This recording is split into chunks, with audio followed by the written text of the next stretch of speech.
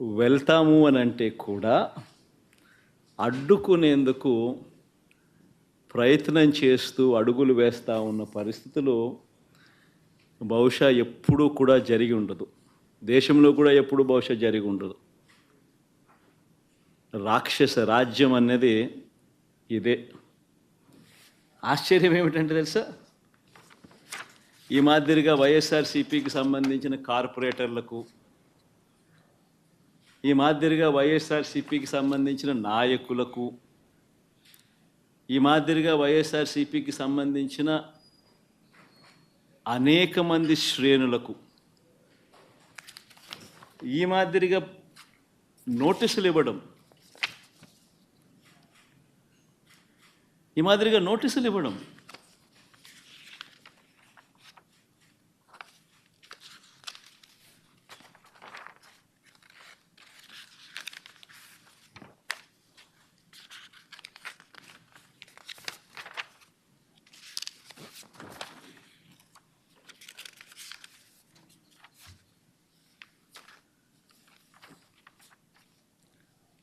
నోటీసులో ఏమని రాస్తారు?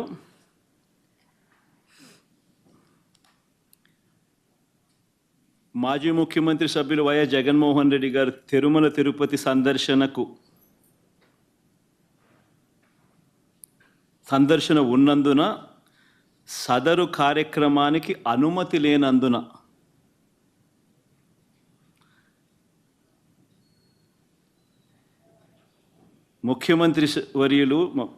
మాజీ ముఖ్యమంత్రి వర్యులు వైఎస్ జగన్మోహన్ రెడ్డి గారి తిరుమల తిరుపతి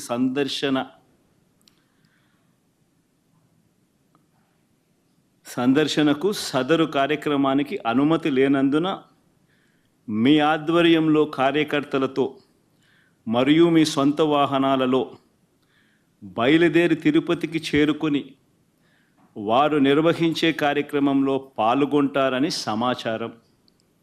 కావున అనుమతి లేని పై తెలిపిన కార్యక్రమమందు పాల్గొనడం చట్టరీత్యా వ్యతిరేకమని తెలియజేస్తూ ఇవ్వబడుతున్న నోటీసు.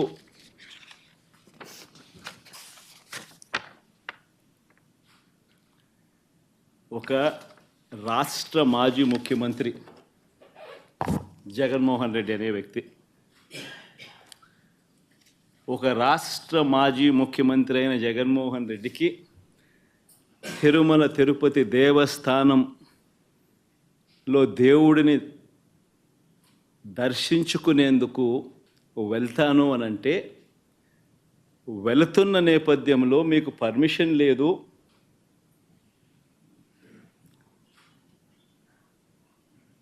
ఆ కార్యక్రమంలో ఎవరు పాలుపంచుకున్నా మీ అందరినీ అరెస్ట్ చేస్తాము అని గుడికి పోవడానికి పోతా ఉంటే నోటీసులు ఇస్తూ ఉన్నారు. నిజంగా ఆలోచన చేయమని అడుగుతా ఉన్నా. ఏ ప్రపంచంలో ఉండం? రాక్షస రాజ్యం కాదా ఇదని అడుగుతా ఉన్నా.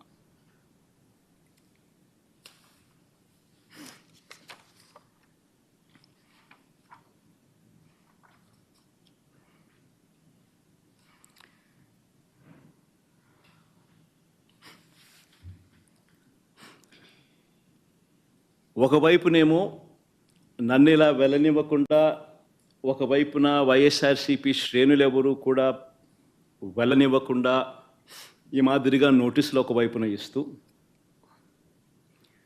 మరోవైపున టీవీలలో చూస్తే ఆశ్చర్యకరమైన విషయాలు, చుట్టుపక్కల రాష్ట్రాల నుంచి కూడా బీజేపీ వాళ్ళని తప్పిస్తున్నారు. మరి బీజేపీ పై వాళ్ళకు తెలుసో తెలీదో నాకైతే తెలియదు, కానీ చుట్టుపక్కల వాళ్ళ దగ్గర నుంచి కూడా బీజేపీ వాళ్ళని కూడా అక్కడికి రప్పిస్తున్నారు. కొన్ని వేల మంది పోలీసులు అక్కడ మోహరించినట్టుగా చూపిస్తూ ఉన్నారు. నేను అడుగుతా ఉన్నా, ఎందుకు ఇంతగా టాపిక్ డైవర్ట్ చేయడానికి కోసం ఎందుకు ప్రయత్నం చేస్తూ ఉన్నారు? ఎందుకు ఇలా టాపిక్ డైవర్ట్ చేయడం కోసం ఎందుకు ఇంత ఆరాట పడతా ఉన్నారు?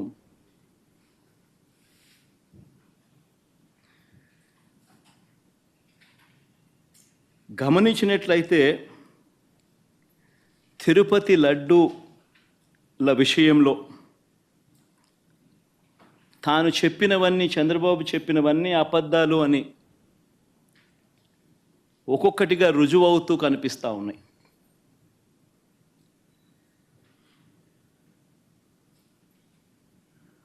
ఆ కనిపించే నేపథ్యంలో 100 రోజుల పాలన మీద టాపిక్ డైవర్ట్ చేస్తూ లడ్డూల టాపిక్ తీసుకొచ్చాడు. ఆ లడ్డూల టాపిక్లో చంద్రబాబు నాయుడు అడ్డగోలుగా తప్పు చేసి గుడి పవిత్రతను దెబ్బతీస్తూ అడ్డగోలుగా దొరికిపోయేసరికి మళ్ళీ ఈ టాపిక్ను డైవర్ట్ చేసేందుకు, లడ్డూల టాపిక్ను డైవర్ట్ చేసేందుకు కొత్తగా ఇప్పుడు డిక్లరేషన్ టాపిక్ తీసుకొచ్చి మళ్ళీ అది ఇంకొక రాజకీయం చేస్తూ ఉన్నారు. ఒకసారి గమనించినట్టయితే తిరుమల పవిత్రతను, స్వామివారి ప్రసాదం విశిష్టతను, తిరుమల పవిత్రతను, స్వామివారి ప్రసాదము విశిష్టతను, తిరుపతి దేవస్థానం పేరు ప్రఖ్యాతలను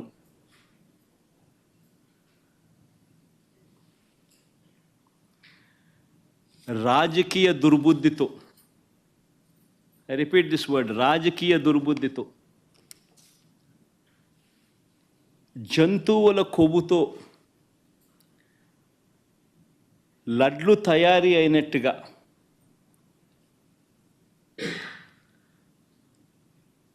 ఒక జరగని విషయాన్ని జరిగినట్టుగా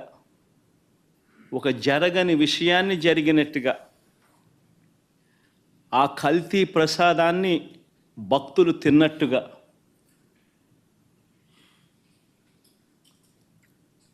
నిజంగా ఒక ముఖ్యమంత్రి స్థానంలో ఉన్న వ్యక్తి తెలిసి అబద్ధాలు ఆడుతూ, అసత్యాలు చెబుతూ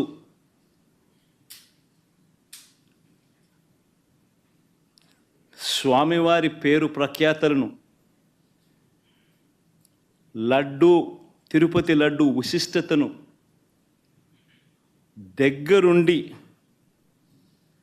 దగ్గరుండి అపవిత్రం చేసే కార్యక్రమం సాక్షాత్తు ఒక ముఖ్యమంత్రి చేస్తూ ఉంటే ఇంతకన్నా దారుణం ఎక్కడైనా ఉంటుందా, ఇంతకన్నా అధర్మం ఎక్కడైనా ఉంటుందా అని ఆలోచన చేయమని అడుగుతా ఉన్నా.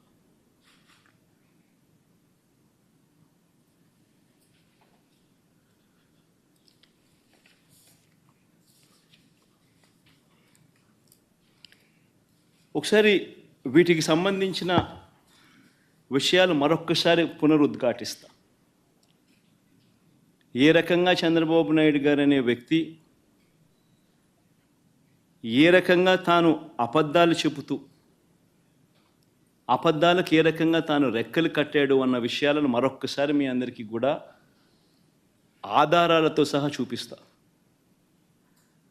రాష్ట్ర ప్రజలందరికీ కూడా, రాష్ట్ర ప్రజలే కాదు దేశ ప్రజలందరూ కూడా ఈ దారుణాన్ని ఒకసారి చూడమని చెప్పి విజ్ఞప్తి చేస్తూ ఉన్నా. ఒకసారి గమనించినట్టయితే మామూలుగా ఈ టెండర్ల ప్రక్రియ, మామూలుగా ఈ తిరుపతి లడ్డుకు సంబంధించిన ఇవి కొనుగోలు చేసే నెయ్యి కానీ, ఈ పదార్థాలు కానీ కొనుగోలు చేసే ఈ కార్యక్రమం 6 నెలలకు ఒకసారి జరుగుతూ ఉంటుంది. తిరుపతిలో నెయ్యి కొనుగోలు చేసే కార్యక్రమం ప్రతి 6 నెలలకు ఒకసారి రొటీన్గా జరిగే కార్యక్రమం. దీనికి సంబంధించి దశాబ్దాలుగా జరుగుతూ ఉన్న కార్యక్రమం ఇది. ఇదేదో కొత్తగా ఒకరి వల్ల ఇప్పుడు జరుగుతూ ఉన్న కార్యక్రమం కాదు ఇది. 6 నెలలకు ఒకసారి ఈ టెండర్లు పిలుస్తారు. 6 నెలలకు ఒకసారి ఈ టెండర్ల ద్వారా ఎవరైనా కూడా క్వాలిఫై అయితే ఎవరైనా కూడా పార్టిసిపేట్ చేయొచ్చు. ఈ క్వాలిఫికేషన్ క్రైటీరియా కూడా ఇప్పుడు ఏదో కొత్తగా పెట్టినవి అంతకన్నా కాదు. ఇవన్నీ రొటీన్గా దశాబ్దాలుగా జరుగుతూ ఉండేటివి. తిరుపతి లడ్డు అంటే విశిష్టత ఉంది. అలా తిరుపతి లడ్డు అని అంటే నా చిన్నప్పటి నుంచి కూడా తిరుపతి లడ్డు అని అంటే ఒక విశిష్టతగా దాన్ని చూసే పరిస్థితి. దాంట్లో ఉన్న టేస్టు వేరే లడ్లలో ఉండని టేస్ట్. ఇది మనందరికీ కూడా చిన్నతనం నుంచి మనం అంతా కూడా చూస్తూనే ఉన్నాం. దశాబ్దాలుగా ఈ ప్రక్రియ జరుగుతూ ఉంది తిరుపతిలో. అలాంటి ఈ ప్రక్రియ ఒకసారి గమనించినట్లయితే అదే ప్రక్రియలో భాగంగా ప్రతి 6 నెలలకు ఒకసారి టెండర్లు పిలిచే కార్యక్రమం జరుగుతుంది. టెండర్లలో ఎవరైనా క్వాలిఫై అయిన వాళ్ళు ఎవరైనా పార్టిసిపేట్ చేయొచ్చు. ఆ క్వాలిఫై అయిన వాళ్ళల్లో L1 ఎవరికైతే వస్తుందో, తక్కువ రేటు ఎవరైతే కోట్ చేస్తారో వాళ్ళకు న్యాచురల్గా టీటీడీ బోర్డు టెండర్ను అప్రూవ్ చేస్తుంది. ఇది ఒక రొటీన్ ప్రక్రియ. దీంట్లో గవర్నమెంట్కి సంబంధమే ఉండదు వాస్తవం చెప్పాలంటే. టీటీడీ బోర్డు అన్నది కూడా ఒక ప్రసిద్ధికాంచిన బోర్డు. మామూలుగా దాంట్లో బోర్డులో సభ్యులు కూడా దేశం మొత్తం నుంచి కూడా దాంట్లో సభ్యత్వం తీసుకుంటారు. కేంద్ర మంత్రులు రికమెండేషన్ చేస్తారు టీటీడీ బోర్డుకు సంబంధించిన బోర్డు మెంబర్స్ను. చుట్టుపక్కల రాష్ట్రాల ముఖ్యమంత్రులు కూడా రికమెండ్ చేస్తారు టీటీడీ బోర్డుకు సంబంధించిన బోర్డు సభ్యత్వం కోసం. అంటే వాళ్ళ రాష్ట్రాలలో వాళ్ళు విశిష్టత ఉన్న వ్యక్తులనుగా భావించిన వాళ్ళను వాళ్ళు రికమెండ్ చేస్తారు. అటువంటి కూర్పుతో కూడిన టీటీడీ బోర్డు అది. అక్కడ ఉన్న వాళ్ళు ఎవరు కూడా తప్పు చేయాలనుకున్నా కూడా తప్పు చేయలేని పారదర్శక పద్ధతిలో టీటీడీలో ఓవర్ ది డికేడ్స్ సిస్టమ్స్ అన్నీ ఇవాల్వ్ అయి ఉన్నాయి. అక్కడ వచ్చే వాళ్ళు కూడా బోర్డు మెంబర్స్ కూడా ప్రసిద్ధిగాంచిన వ్యక్తులు. పారదర్శక విధానంతో దేవునికి ఇంకా ఎలా చేస్తే మంచి, దేవునికి ఇంకా మంచి చేయాలి అని తాపత్రయంతో అక్కడ బోర్డు మెంబర్స్గా వాళ్ళు కూర్చొని నిర్ణయాలు తీసుకుంటారు. ఇవన్నీ నేను చెప్పేటివన్నీ ఏదైతే చెప్తా ఉన్నామో ఇవన్నీ కూడా మనందరికీ తెలిసిన విషయాలే, వాస్తవాలు. ఇక్కడ ఈ ప్రక్రియలో కూడా ఇదే మాదిరిగానే టెండర్లు పిలిచారు. 6 నెలలకు ఒకసారి పిలిచే ఈ టెండరింగ్ ప్రక్రియలో ఆ టెండర్లలో క్వాలిఫై అయిన వాళ్ళను, L1గా ఎవరైతే వచ్చారో వాళ్ళను టెండర్స్ అప్రూవ్ చేసి వాళ్ళందరికీ కూడా ఇవ్వడం జరిగింది. ఆ టెండర్లలో అప్రూవ్ చేసిన వాళ్ళు ఒక్కరికే పూర్తిగా కూడా ఇచ్చే కార్యక్రమం కూడా జరగదు. వాళ్ళకు 65% మేరకు వాళ్ళకు ఆ మాదిరిగా ఇస్తారు. మిగిలిన వాళ్లకు అదే రేటుకు మిగిలిన వాళ్ళను కూడా తగ్గించి మిగతా వాళ్ళను కూడా ఇచ్చుకుంటూ పోతారు టెండర్లలో పార్టిసిపేట్ చేసిన వాళ్ళకు కూడా. ఇది రొటీన్గా జరుగుతూ ఉన్న కార్యక్రమాలు దశాబ్దాలుగా. ఇదే మాదిరిగా సప్లై చేసే వాళ్ళు సప్లై చేస్తూ పోతున్నారు. సప్లై చేసే మెకానిజంలో కూడా రోబస్ట్ పద్ధతులు ఉన్నాయి. ఎవరైతే క్వాలిఫై అవుతారో వాళ్ళు సప్లై చేసే ప్రతి ట్యాంకర్తో పాటు NABL సర్టిఫైడ్ ల్యాబ్స్ నుంచి వాళ్ళు క్వాలిటీ చెక్ చేయించుకొని ఆ ట్యాంకర్లలో ఉన్న ప్రోడక్ట్ క్వాలిటీని నిర్ధారిస్తూ ఒక సర్టిఫికెట్ తీసుకొని వస్తారు. వచ్చిన తర్వాత ఆ ట్యాంకర్ ఆ సర్టిఫికెట్తో వచ్చిన తర్వాత కూడా తిరుమల తిరుపతి దేవస్థానంలో మళ్ళీ 3 టెస్టులు 3 శాంపుల్స్ చేస్తారు ప్రతి ట్యాంకర్కు. This is a protocol, mandatory protocol ఇది. ఆ 3 టెస్టులు పాస్ అయితేనే ఏ వెహికల్ అయినా కూడా ముందుకు పోనిస్తారు. ఆ 3 టెస్టులలో ఏ టెస్ట్ ఫెయిల్ అయినా కూడా అసలు వెహికల్ ముందుకు కూడా పోదు, తిరిగి వెనక్కి పంపించేస్తారు. ఈ ప్రక్రియ దశాబ్దాలుగా జరుగుతూ ఉంది. చంద్రబాబు నాయుడు గారి హయాంలో 2014 నుంచి 19 మధ్యలో 14 నుంచి 15 సార్లు చంద్రబాబు నాయుడు హయాంలో ఇలానే ట్యాంకర్లు వస్తే క్వాలిటీ లేదని రిజెక్ట్ చేశారు, వెనక్కి పంపించారు. 14 నుంచి 15 సార్లు.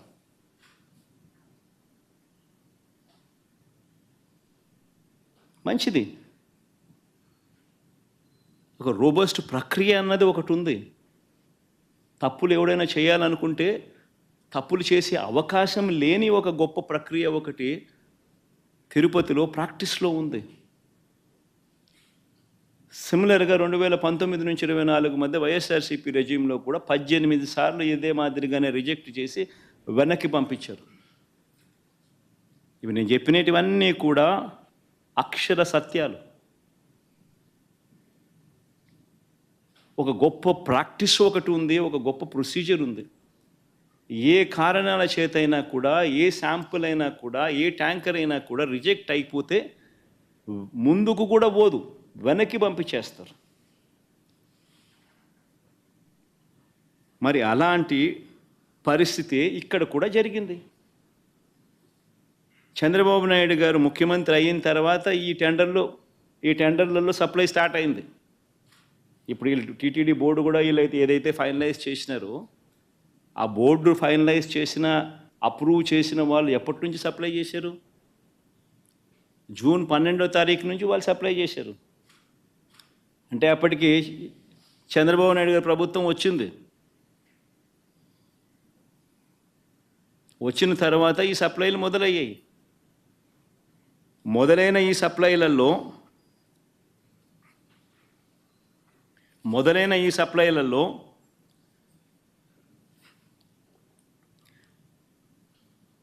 జూన్ 12, జూన్ 21, జూన్ 25, జూలై 4న వచ్చిన ట్యాంకర్లన్నీ టెస్టులలో పాస్ అయి ముందుకు కదిలాయి, లడ్లలో ఉపయోగించారు. జూలై 6న 2 ట్యాంకర్లు, జూలై 12న ఇంకో 2 ట్యాంకర్లు రావడము, ఈ 4 ట్యాంకర్లలో ఏదైతే వచ్చాయో అవి టెస్టులు ఫెయిల్ అయినాయి. ఈ టెస్టులు ఫెయిల్ అయితే మామూలుగా వెనక్కి పంపించే కార్యక్రమం జరిగింది. ఈ టెస్టులు ఫెయిల్ అయినప్పుడు ఈ 3 టెస్టులు చేసిన తర్వాత వెనక్కి పంపించేదానికి పక్కన పెట్టేసి మామూలుగా CFTRI central food technological research institute మైసూరుకు పంపిస్తారు. డౌట్లు ఇంకా ఫర్దర్గా ఏమైనా ఒక్కొక్కసారి ర్యాండమ్గా కూడా పంపిస్తూ ఉంటారు. ఫర్దర్గా ఏదైనా వెరిఫై చేసేదానికేనే కదా. కానీ ఇక్కడ మాత్రం గుజరాత్కు పంపించారు NDDB. ఫస్ట్ టైం TTDలో జరిగిన ఘటన ఇది. NDDB was brought into the picture for the first time.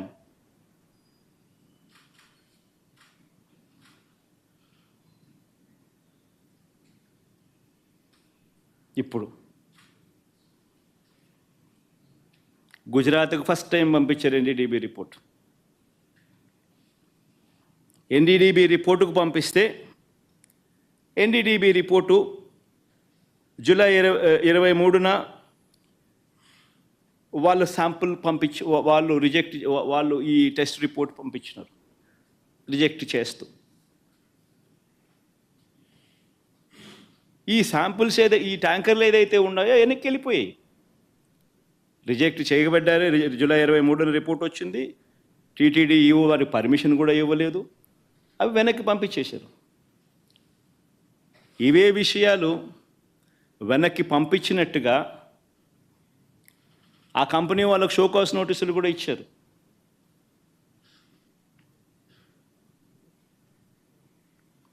మీ ట్యాంకర్లు మీకు వెనక్కి పంపించేసేస్తున్నాం, పంపించడంతో పాటు మీకు షోకాస్ నోటీస్ కూడా ఇస్తున్నాము అని చెప్పి కూడా ఇచ్చారు. సో నేను అడుగుతా ఉన్నా, వాడని మెటీరియల్, వాడని నెయ్యి క్లియర్గా వాడని నెయ్యి అని చెప్పి క్లియర్గా తెలుస్తూ ఉన్నా. ఆ నెయ్యి వాడకంలో వాడలేదు అని తెలుస్తూ ఉన్నా. చంద్రబాబు నాయుడు గారు ఉద్దేశపూర్వకంగా ఎందుకు ఆ నెయ్యి వాడారు అని 2 నెలల తర్వాత సెప్టెంబర్ 18వ తారీఖున ఎందుకు అన్నాడు?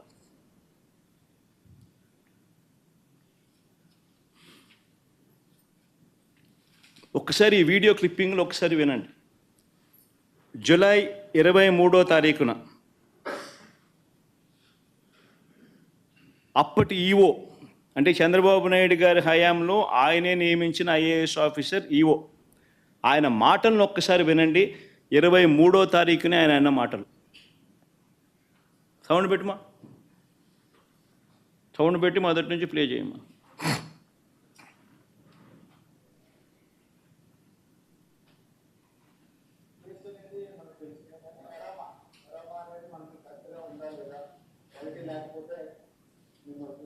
చర్యలు తీసుకుంటారు. కొందరు మేనేజ్మెంట్ వాళ్ళు వచ్చారు, ఒక్కొక్కరు మాట్లాడుతుంటారు. చెప్పిన తర్వాత కొంతమంది ఇంప్రూవ్ చేశారు. ఆ శాంపుల్స్లో అడల్టరేషన్ ఉందని తెలియదు. అడల్టరేషన్ ఏం అడల్టరేషన్ ఉందంటే వెజిటబుల్ ఫ్యాట్స్. వెజిటబుల్ ఫ్యాట్స్ అంటే వనస్పతి అంటాం కదా, వెజిటబుల్ బియ్య వనస్పతి అది తెలిసిందని తెలిసింది. ఆ సప్లైకి బ్లాక్ లిస్ట్ చేయడానికి షోకాల్ నోటీస్ ఇవ్వడం జరిగింది. ఈ టెండర్ ట్యాంకర్స్ కూడా 2 ట్యాంకర్స్ ఉన్నాయి. ఆ 2 ట్యాంకర్స్ కూడా రిజెక్ట్ చేయడం జరిగింది. ఆ 2 ట్యాంకర్లను కూడా రిజెక్ట్ చేయడం జరిగింది. షోకాస్ నోటీస్ ఇవ్వడం జరిగింది. వనస్పతి ఆయిల్ అడల్టరేషన్ చేసినారని కూడా ఆయన అన్నాడు. మరి క్లియర్ కట్గా 23వ తారీఖునే, జూలై 23వ తారీఖునే ఈఓ వెరీ క్లియర్గా వాడకంలోకి ఇది తీసుకొని రాలేదు అని చెప్పి ఇంత క్రిస్టల్ క్లియర్గా చెప్పినా కూడా 2 నెలల తర్వాత సెప్టెంబర్ 18వ తారీఖున చంద్రబాబు నాయుడు గారు అనే వ్యక్తి అన్నీ తెలిసి తాను ఏ రకంగా అబద్ధాలు ఆడాడో వినండి ఒకసారి. దగ్గర పెట్టే ప్రసాదం అపవిత్రం చేసే విధంగా బాధేస్తుంది. నాసి రకమైన ఇంగ్రీడియంట్సే కాకుండా ఎనిమల్ ఫ్యాట్ కూడా వాడారు. ఏది గీకు బదులు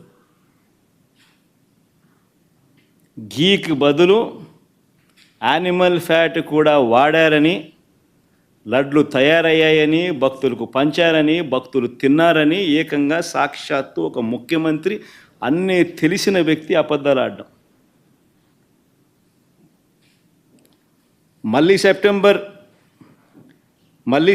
20వ తారీఖున ఈఓ మళ్ళీ ఇచ్చిన ఇంటర్వ్యూ. చంద్రబాబు నాయుడు గారు 18వ తారీఖున తాను ఈ మాటలు మాట్లాడితే సెప్టెంబర్ 19వ తారీఖున, అంటే చంద్రబాబు నాయుడు మాట్లాడిన మరుసటి రోజే సెప్టెంబర్ 19వ తారీఖున ఏకంగా తెలుగుదేశం పార్టీ వాళ్ళు వాళ్ళ తెలుగుదేశం పార్టీ ఆఫీసు నుంచి ఈ ఎన్డీడీబీ గుజరాత్ నుంచి తెప్పించిన ఈ కాన్ఫిడెన్షియల్ రిపోర్టును రిలీజ్ చేస్తారు తెలుగుదేశం పార్టీ ఆఫీస్ నుంచి సెప్టెంబర్ 19వ తారీఖున. అంటే చంద్రబాబు నాయుడు 18వ తారీఖున మాట్లాడతాడు అబద్ధాలు వల్ల వేస్తూ. సెప్టెంబర్ 19వ తారీఖున అంటే మరుసటి రోజు తెలుగుదేశం పార్టీ ఆఫీస్లో నుంచి ఈ రిపోర్ట్ రిలీజ్ చేస్తారు. ఈ ఎన్డీడీబీ రిపోర్ట్, గుజరాత్ నుంచి వచ్చిన ఈ కాన్ఫిడెన్షియల్ రిపోర్టును తెలుగుదేశం పార్టీ ఆఫీస్ రిలీజ్ చేస్తుంది. చేసిన తర్వాత మళ్ళీ 20వ తారీఖున టీటీడీ ఈఓ తాను ప్రెస్లో మాట్లాడుతూ తానేమన్నాడో ఒక్కసారి విందాం. Four tankers have been kept aside, and then they were kept aside so that they can be used when the reports come clear. But the reports unfortunately didn't come clear, and we rejected, we sent it, and then we stopped from that supply. 20వ తారీఖున మళ్ళీ reconfirm చేశాడు EO. ట్యాంకర్లలో వచ్చిన నెయ్యిని మేము వాడలేదు.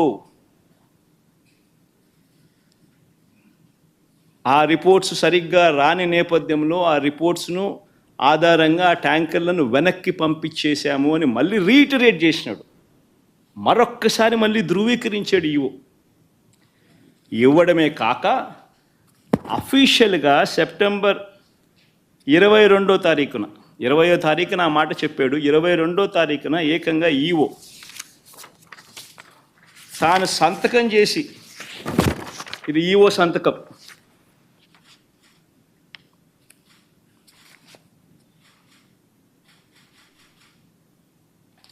తాను సంతకం చేసి గవర్నమెంట్కు రిపోర్ట్ ఇచ్చాడు సెప్టెంబర్ 22వ తారీఖున.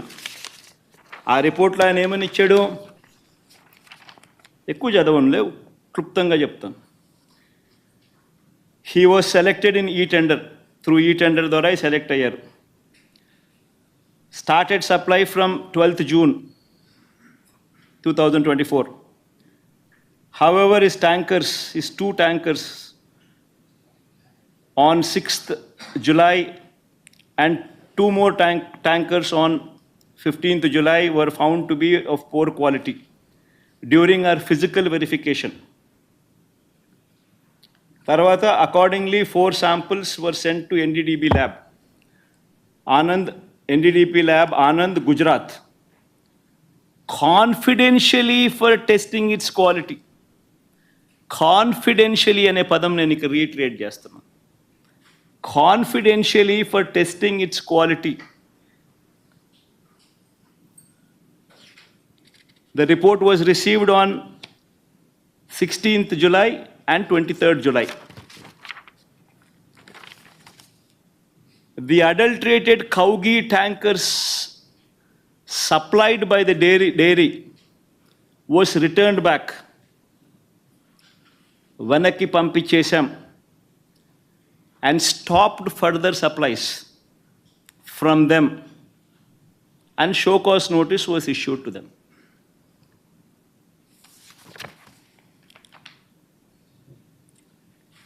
నేను అడుగుతా ఉన్నా, confidential report Telugu Desam party office September 19వ తారీఖున 2 నెలల తర్వాత తెలుగుదేశం పార్టీ ఆఫీస్ నుంచి రిలీజ్ చేస్తారు.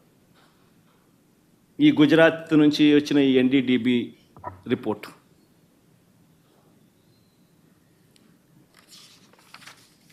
నేను అడుగుతా ఉన్నా, ఇవన్నీ తెలిసిన తర్వాత కూడా సెప్టెంబర్ 22వ తారీఖున ఈఓ ఈ రిపోర్ట్ ఇచ్చిన తర్వాత కూడా సెప్టెంబర్ 22వ తారీఖున చంద్రబాబు నాయుడు ప్రెస్ స్టేట్మెంట్, అది కూడా ఒకసారి వినండి. ఇక్కడికి వచ్చినప్పుడు 4 ట్యాంకర్స్, అప్పటికే 4 ట్యాంకర్స్ వచ్చేసి దాన్ని వాడారు. అంటే చంద్రబాబు నాయుడు ఇంత రిపోర్ట్ వచ్చిన తర్వాత, ఈఓ ఇన్నిసార్లు స్టేట్మెంట్ ఇచ్చిన తర్వాత, ఇంత చెప్పిన తర్వాత కూడా 22వ తారీఖున చంద్రబాబు నాయుడు మళ్ళా ప్రెస్ మీట్ పెట్టి ట్యాంకర్లు వచ్చేసాయి, దాన్ని వాడేశారు అని మళ్ళా అబద్ధాలు ఆడుతూ మళ్ళీ చెప్తాడు. నేను అడుగుతా ఉన్నా, ముఖ్యమంత్రి స్థానంలో ఉన్న వ్యక్తి కేవలం రాజకీయంగా లబ్ధి పొందేందుకు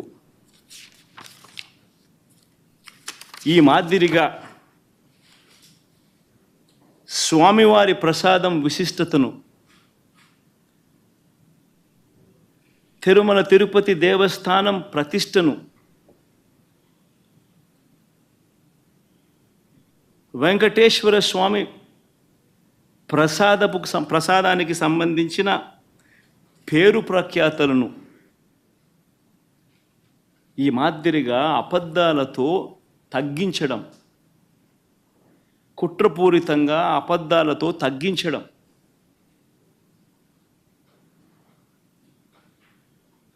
అపవిత్రత కాదా అని అడుగుతా ఉన్నాం.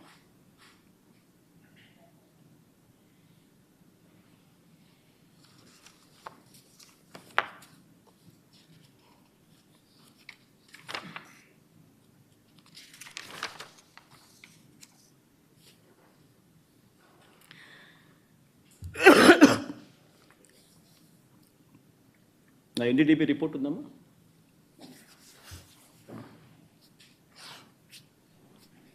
పోనీ ఆ ఎన్డీడీబీ రిపోర్ట్, ఆ గుజరాత్ నుంచి వచ్చిన ఎన్డీడీబీ రిపోర్ట్, పోనీ ఆ రిపోర్ట్ అన్నా కానీ ఖచ్చితత్వం ఉందా? ఆ రిపోర్ట్ అయినా ఖచ్చితమైన రిపోర్టా అని అంటే ఒకసారి గమనిస్తే ఆ రిపోర్ట్లో వాళ్ళే డిస్క్లైమర్లు రాసినారు. ఆ రిపోర్ట్లో వాళ్ళే డిస్క్లైమర్లు రాశారు. ఆ రిపోర్ట్ ఒకసారి కూడా చూపించు, తప్పే ఉంది. ఆ రిపోర్ట్లో డిస్క్లైమర్ చూపించు, ఆ రిపోర్ట్ టెలికాస్ట్ పెట్టండి. ఆ రిపోర్ట్లో వాళ్ళే డిస్క్లైమర్ రాశారు. ఏమని రాశారు? ది ఎస్ వాల్యూ అంటే ఉండాల్సిన స్టాండర్డ్ వాల్యూ కన్నా ఉన్న స్టాండర్డ్ వాల్యూ ఆ శాంపుల్స్లో డీవియేషన్స్ ఉన్నాయి.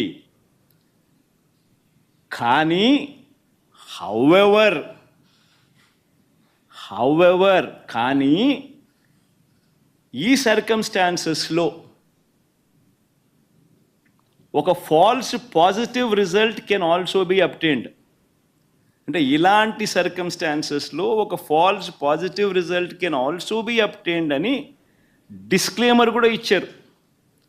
ఆ false positive result can be obtained అనే డిస్క్లైమర్లో వాళ్ళు ఇచ్చిన పరిస్థితులు ఏమిటంటే, if the milk is obtained from bovine milk other than cow's milk,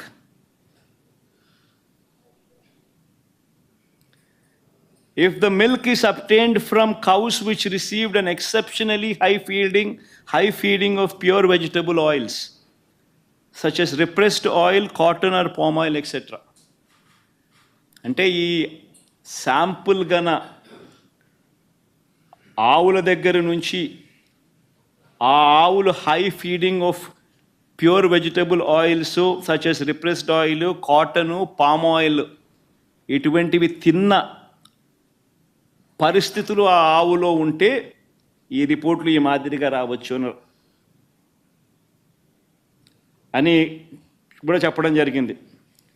are ఇటువంటి రిపోర్టు ఏదైనా cow suffering from serious under feeding, అంటే ఒక ఆవు అండర్ ఫీడింగ్లో ఉన్నప్పుడు, సరిగ్గా తిండి తిననప్పుడు, ఆ ఆవులో నుంచి పాలు తీసినప్పుడు కూడా ఇలాంటి రిజల్ట్సే వస్తాయంట.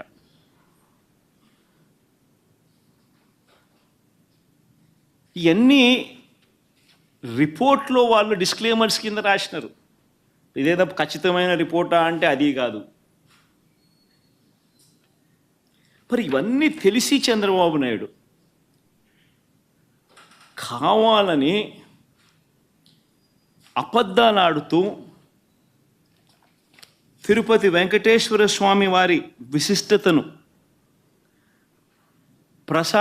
ప్రసాదానికి సంబంధించిన పవిత్రతను దగ్గర ఉండి కావాలని అబద్ధాలు చెప్పి అనుమానపు బీజాలు ప్రసాదం పుచ్చుకునే ప్రతి ఒక్కరిలోనూ లేపడం దుర్మార్గం కాదా అని అడుగుతా ఉన్నా.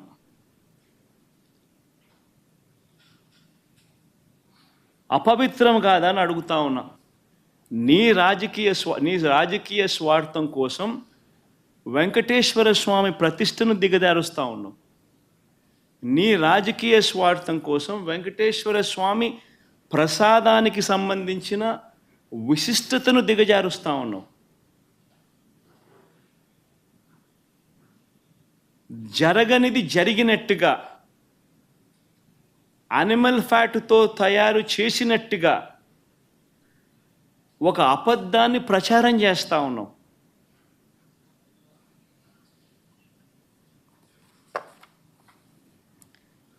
ధర్మమేనా అని అడుగుతా ఉన్నా. మరోవైపు ఇంకా ఇలా అబద్ధాలు రోజుకు ఒక్కొక్కడు ఒక్కొక్క అబద్ధాన్ని ప్రమోట్ చేస్తారు. ఈ మధ్యకాలంలోనే ఇంకొక అబద్ధాలను వీళ్ళు ప్రమోట్ చేస్తూ నందిని బ్రాండ్ను కూడా వాడడం లేదని అంటాడు. కేఎంఎఫ్ పక్కన కర్ణాటక మిల్క్ ఫెడరేషన్ వారి నందిని బ్రాండ్ అని. నేను అడుగుతా ఉన్నా, 2015 నుంచి 2019 చంద్రబాబు నాయుడు గారి హయాంలో 2015 నుంచి 2018 అక్టోబర్ దాకా నందిని బ్రాండ్ ఎందుకు లేదు? చంద్రబాబు నాయుడు గారు కొనుగోలు చేసిన 6 నెలలకు ఒకసారి పిలిచిన టెండర్ల ప్రక్రియలో ఎందుకు లేదు?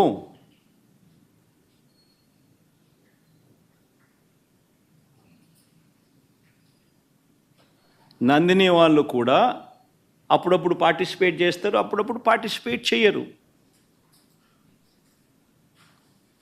మన హయాంలో కూడా 2019 తర్వాత మన హయాంలో కూడా నందిని వాళ్ళు అప్పుడప్పుడు పార్టిసిపేట్ చేశారు.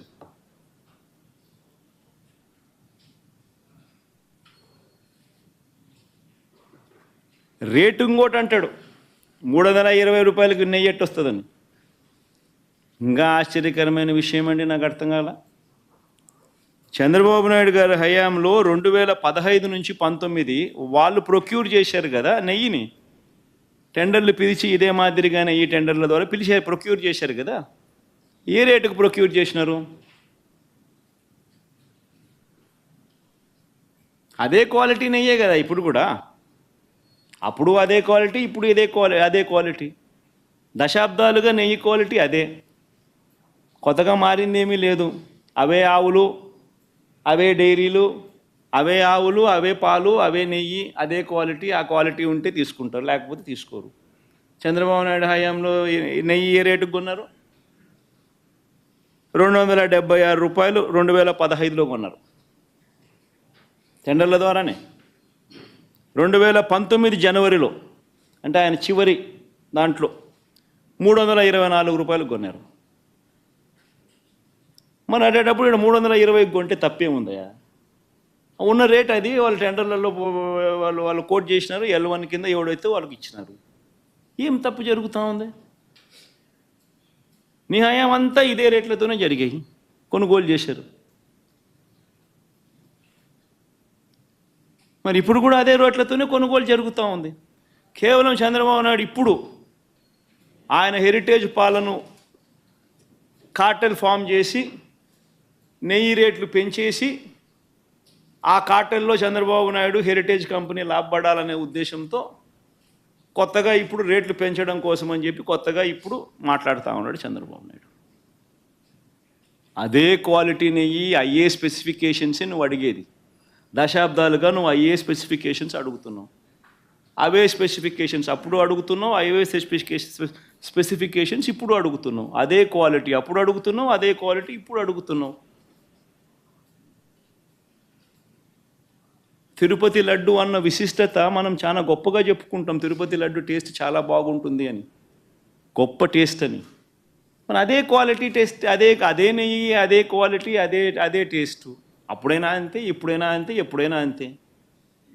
మరి ఈ మాదిరిగా అబద్ధాలు ఆడడం ఎంత మటుకు ధర్మం?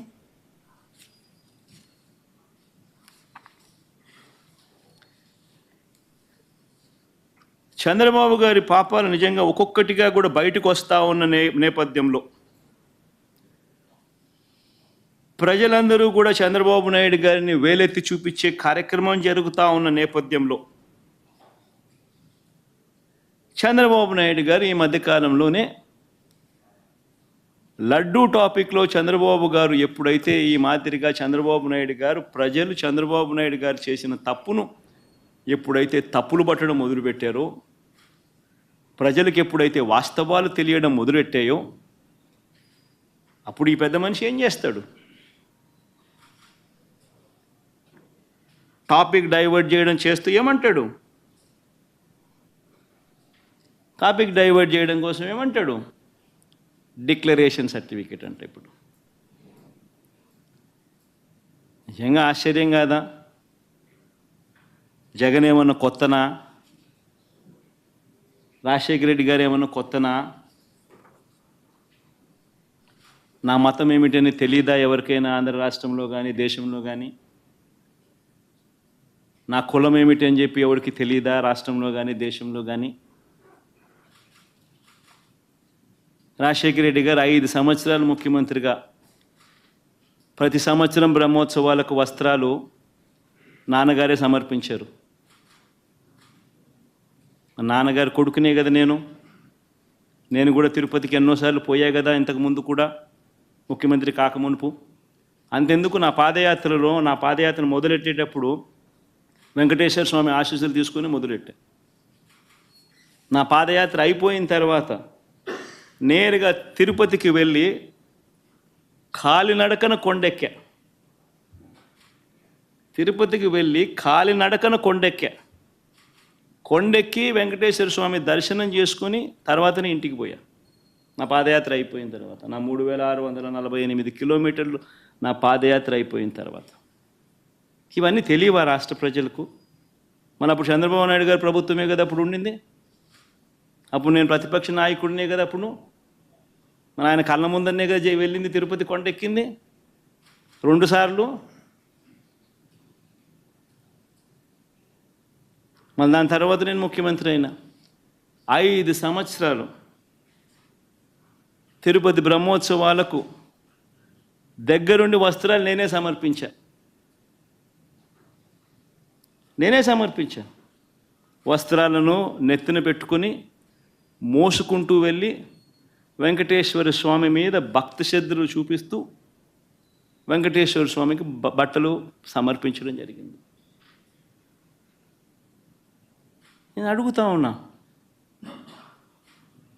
ఫస్ట్ టైం ఎవడన్నా పోతా ఉన్నప్పుడు నువ్వేదో ఇట్లా మాటలు మాట్లాడినా అర్థం ఉంది. 10 సార్లు 11 సార్లు పోయిన తర్వాత ఈరోజు నేను తిరుమల తిరుపతి దేవస్థానానికి నేను పోతానంటే నేను అడ్డుకుంటూ ఈ మాదిరిగా నువ్వు నోటీసులు ఇస్తూ ఈ మాదిరిగా తిరుమల తిరుపతి దేవస్థానానికి నేను పోకూడదు అని చెప్పి ఈ మాదిరిగా నోటీసులు ఇస్తూ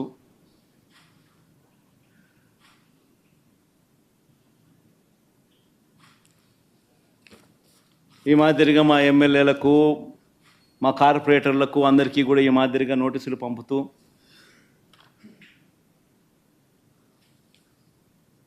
నేను అడుగుతా ఉన్నా, ఒక రాష్ట్ర ముఖ్యమంత్రి ఇంకా 5 సంవత్సరాలు బ్రహ్మోత్సవాలలో తిరుమల తిరుపతి దేవస్థానానికి వస్త్రాలు సమర్పించిన నేను, ఇన్నిసార్లు తిరుమల తిరుపతి దేవస్థానానికి వెళ్ళిన నేను, ఈరోజు తిరుమల తిరుపతి దేవస్థానానికి నేను రాకూడదట, పోకూడదట. కారణం ఏమిటంటే నా మతమట. నేను అడుగుతా ఉన్నా, నా మతం ఏమిటి అని అడుగుతా ఉన్నారు. అడుగుతా ఉన్నా నా మతం ఏమిటని. అవును, 4 గోడల మధ్య నేను బైబిల్ చదువుతాను, తప్పేముంది? బయటికి పోతే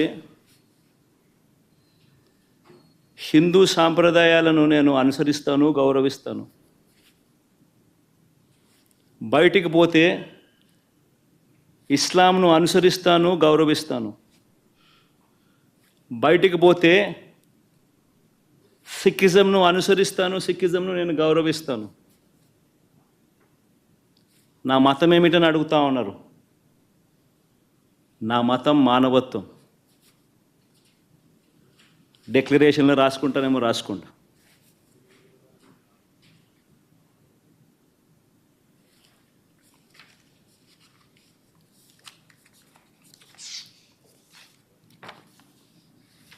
భారతదేశం కాన్స్టిట్యూషన్ నేను ఒకసారి చదువుతా. According to the preamble, India is a sovereign, socialist, secular, democratic republic. Secular అనే పదానికి అర్థం తెలుసని అడుగుతా ఉన్నా. గుడికి పోయే వ్యక్తిని నువ్వు ఏ మతము అని అడుగుతా ఉన్నావు. ఏ మతము అని చెప్పకపోతే గుడిలోకి ఎంటర్ కాకూడదు అని అంటా ఉన్నావు. సెక్యులర్ దేశం అని చెప్పి చెప్పుకుంటా ఉన్నాం. ఒక ముఖ్యమంత్రిగా పరిపాలన చేసిన వ్యక్తి పరిస్థితి ఇదే అయితే ఇక ఆ దళితుల పరిస్థితి ఏమిటి? గుళ్ళలో పోగలుగుతారా? పోయే పరిస్థితి ఉందా? పోనిస్తారా? రానిస్తారా? ఏం చేస్తూ ఉండు? నిజంగా రాజకీయాల్లో మతం పేరుతో రాజకీయాలు చేయడం ఎంత దౌర్భాగ్యమో నేను ఇదే బీజేపీ పార్టీని కూడా అడుగుతా ఉన్నా. బీజేపీ పార్టీ గొప్పగా చెప్పుకుంటుంది హిందూయిజానికి మేమే మేమే హిందూయిజానికి మేమే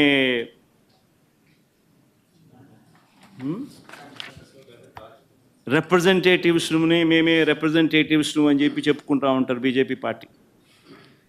నేను ఇదే బీజేపీ పార్టీని అడుగుతా ఉన్నా, మీ కళ్ళ ఎదుటే అయ్యా బీజేపీ పార్టీ మిమ్మల్ని అడుగుతా ఉన్నా, ఈరోజు మీ కళ్ళ ఎదుటే మీ ఎన్డీఏ కూటమిలో భాగంగా ఉన్న వ్యక్తే తిరుపతిలో వెంకటేశ్వర స్వామి విశిష్టతను, తిరుపతి లడ్డు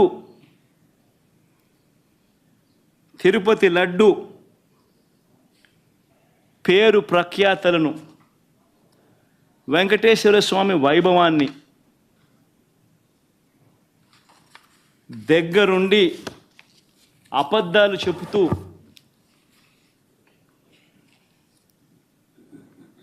యానిమల్ ఫ్యాట్ వాడకపోయినా కూడా వాడినట్టుగా, లడ్డూలు తయారైనట్టుగా ఇన్ని ఆధారాలతో సహా రుజువు అవుతా ఉన్నా కూడా అబద్ధాలతో దుష్ప్రచారం చేసి తిరుమల తిరుపతి వెంకటేశ్వర స్వామిని అపవిత్రం చేసిన ఈ చంద్రబాబు నాయుడు గారిని ఎందుకు మీరు మందలించలేకపోతా ఉన్నారు? ఎందుకు మీరు వెనకేసుకొని వస్తూ ఉన్నారు? హిందూయిజంకు మీరే టార్చ్ బేరర్స్ అని చెప్పుకుంటారు. అంటే మీ వాళ్ళు ఏం చేసినా కానీ పర్వాలే, మిగిలిన వాళ్ళు ఏం చేసినా కూడా తప్పే. ఇదెక్కడ హిందూయిజం? ఆలోచన చేయమని అడుగుతా ఉన్న ఈ సో కాల్డ్ హిందూయిజానికి టార్చ్ బేరర్స్గా చెప్పుకుంటా ఉన్న వీళ్ళందరినీ కూడా ఆలోచన చేయమని అడుగుతా ఉన్నా. నిజంగా హిందూయిజం అంటే ఏమిటి అని అంటే మానవత్వం చూపేదే హిందూయిజం. మానవత్వం చూపలేని వాళ్ళు ఎవరు కూడా నేను మంచి హిందువునని కూడా చెప్పుకునే కార్యక్రమం చేయలేరు.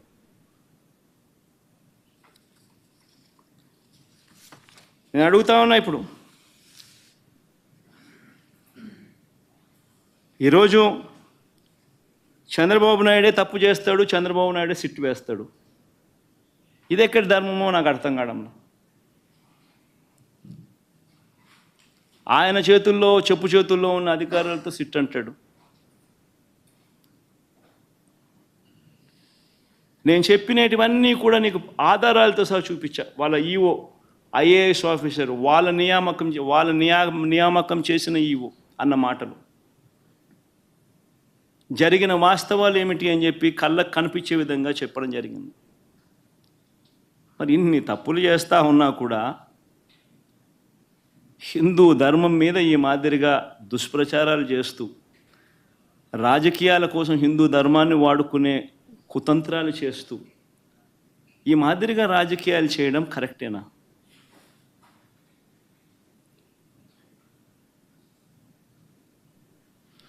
ప్రతి ఒక్కరు ఆలోచన చేయమని అడుగుతా ఉన్నాను. నన్ను గుడికి పంపించినా పంపించకపోయినా కానీ చంద్రబాబు నాయుడు చేసిన పాపాన్ని రాష్ట్ర ప్రజల మీద పడకుండా ఉండేందుకు, వైఎస్ఆర్సీపీని ప్రేమించే ప్రతి అభిమానికి చెప్తా ఉన్నా, రాష్ట్రం మీద అభిమానం ఉన్న ప్రతి ఒక్కరికి కూడా చెప్తా ఉన్నా, మీ నియోజకవర్గాలలో, మీ ప్రాంతాల్లో, మీ గ్రామాలలో మీరు అక్కడి గుళ్ళల్లోకి వెళ్ళి మీరు పూజలు చేయండి, దేవుణ్ణి అడగండి, దేవుణ్ణి మొక్కండి. చంద్రబాబు నాయుడు తప్పు చేశాడు, మేము కాదు తప్పు చేసింది. చంద్రబాబు నాయుడు తిరుమల తిరుపతి వెంకటేశ్వర స్వామిని తగ్గించినాడు, తిరుమల తిరుపతి ప్రసాదాన్ని విశిష్టతను తగ్గించినాడు, కానీ మేం కాదు తప్పు చేసింది. ఆ దేవుని కోపం ఏదైనా ఉంటే అది చంద్రబాబు నాయుడు వరకే పరిమితం కావాలి తప్ప రాష్ట్రం మీదకి రాకుండా పూజలు చేయమని చెప్పి ప్రతి ఒక్కరిని కూడా కోరుతా ఉన్నా. 4 మాటలు ఇంగ్లీష్లో కూడా మాట్లాడతా. 4 మాటలు ఇంగ్లీష్లో కూడా చెప్తే ఇంగ్లీష్లో కూడా వాళ్ళకు కూడా అర్థమయ్యే పరిస్థితి కూడా జరుగుతుంది కాబట్టి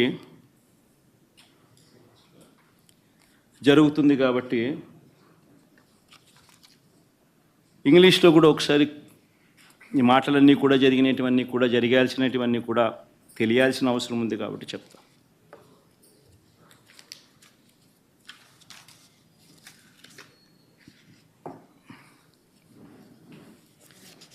Never in the history of Andhra Pradesh, probably never in the history of this country, probably, we have ever witnessed such a situation where you actually have a situation where if somebody were to visit a temple, people have been barred from visiting temple.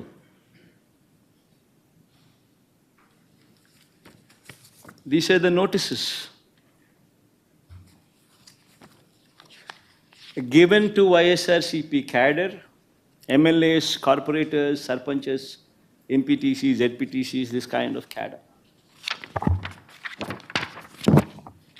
These are the various notices.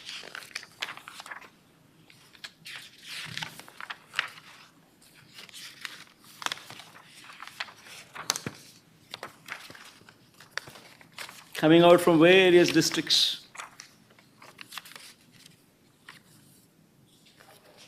And you know what these notices say? They say, even though they are in Telugu, I would translate them into English for better understanding. The notices say that the ex-Chief Minister Y.S. Jagan Mohan Reddy is visiting Tirumala Tirupati Devasthanam, and that program does not have the approval of the government, and if any karyakarta participates in this program, cases would be booked on them. That is the gist of these notices.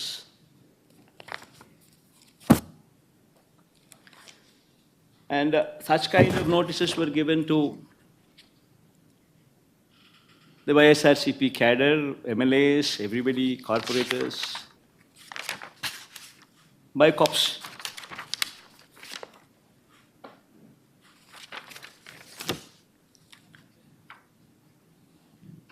I know the surprising factor is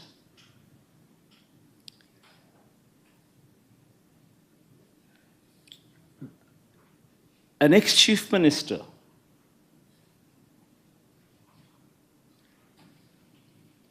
who has visited Tirumala Tirupati Devasthanam temple not once but several times before. Even before becoming the chief minister also, during the beginning of my Padayatra and also during the end of my Padayatra after concluding my 3,648 kilometers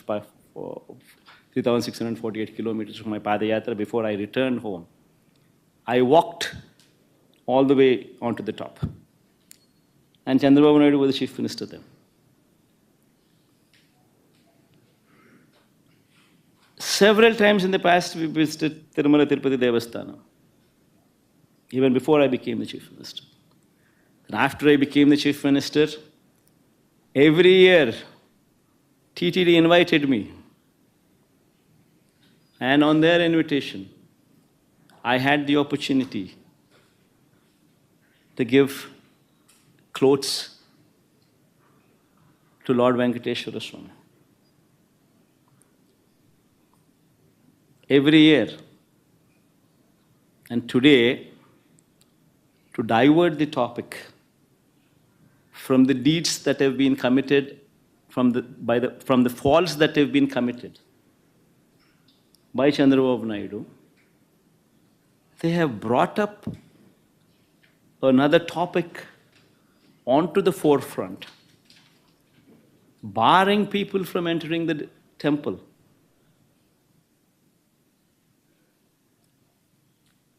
In fact, I'd like to say I like everybody to notice these aspects. I like everybody to see these aspects. What happened during the so-called controversy on laddus? Tirumala Tirupati Devasthanam reputation has been lowered by Chandrababu Naidu.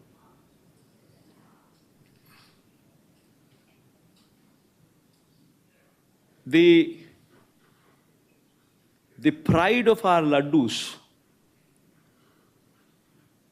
was diminished by Chandrababu Naidu.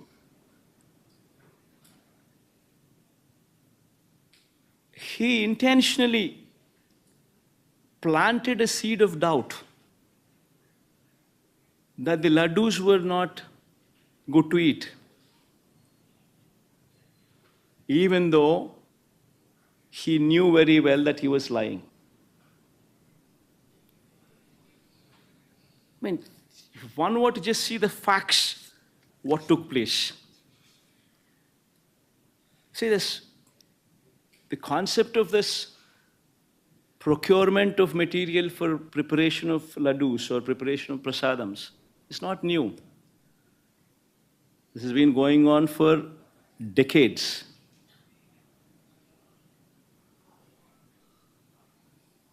Tirumala Tirupati Devasthanam board is a very pristine board. You have people from all walks of life, from different states who are board members.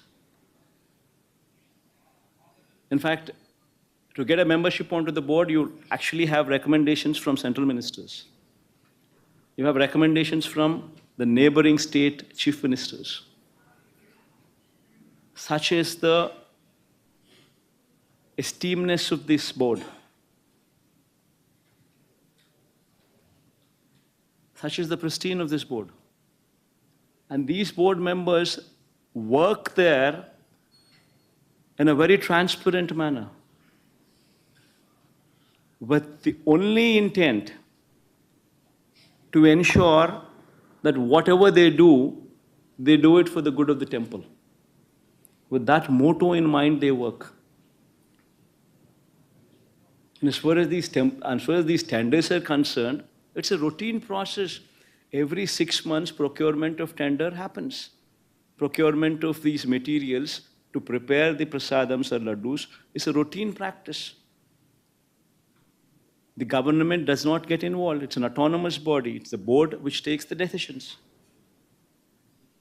The conditions which are applicable for anybody to be participating in these tenders are also not new. They've been in existence also for decades.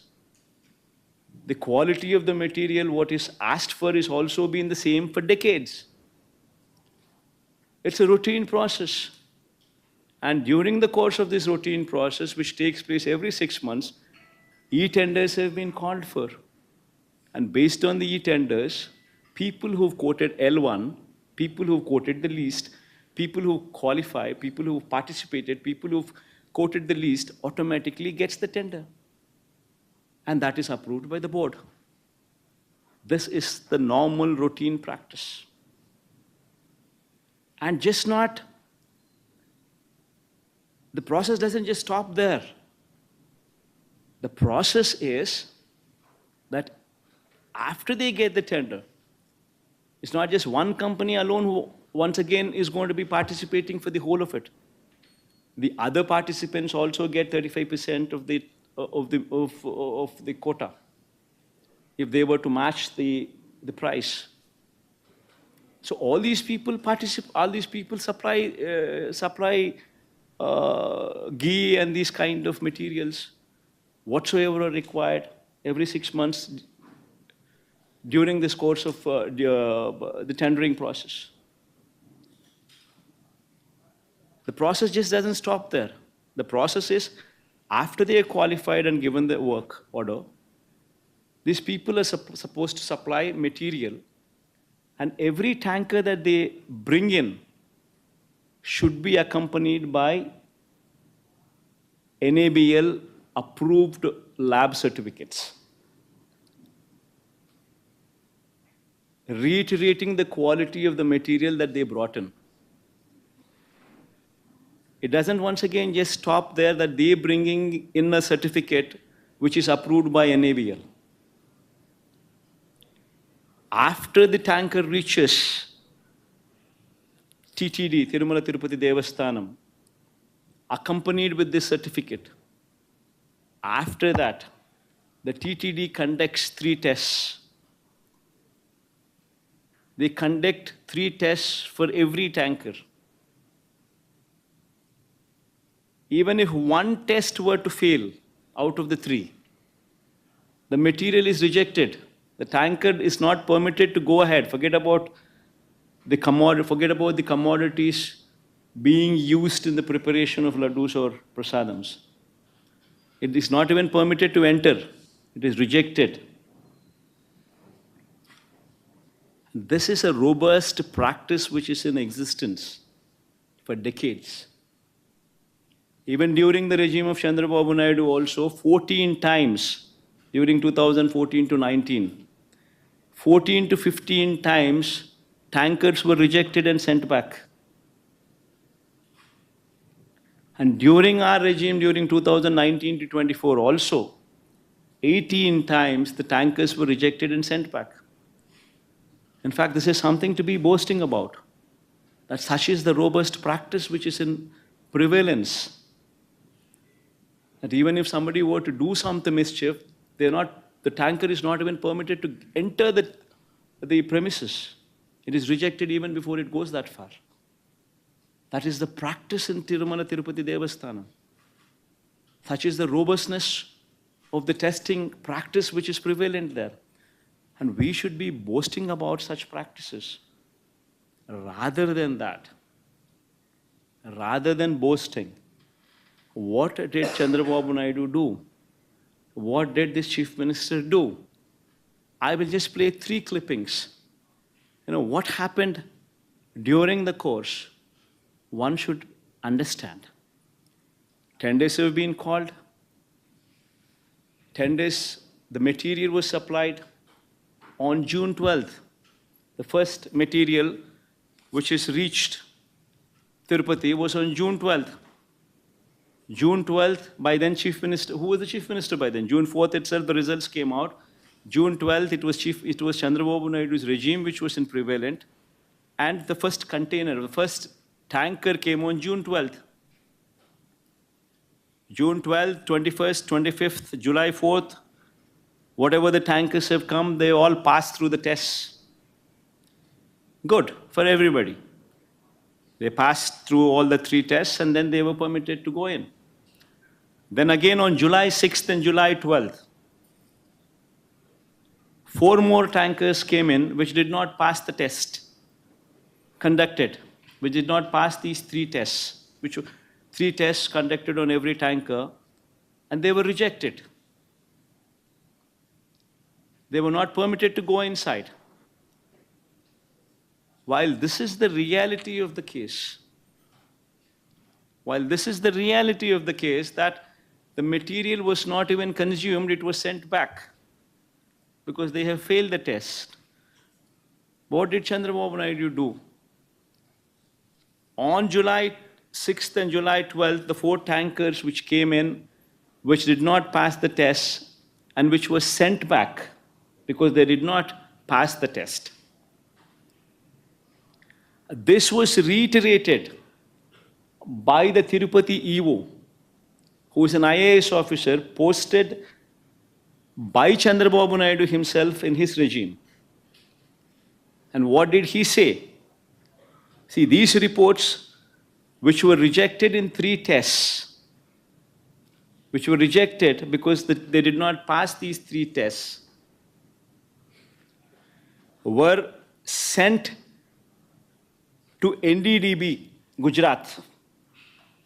This NDDB Gujarat lab also came into the picture for the first time.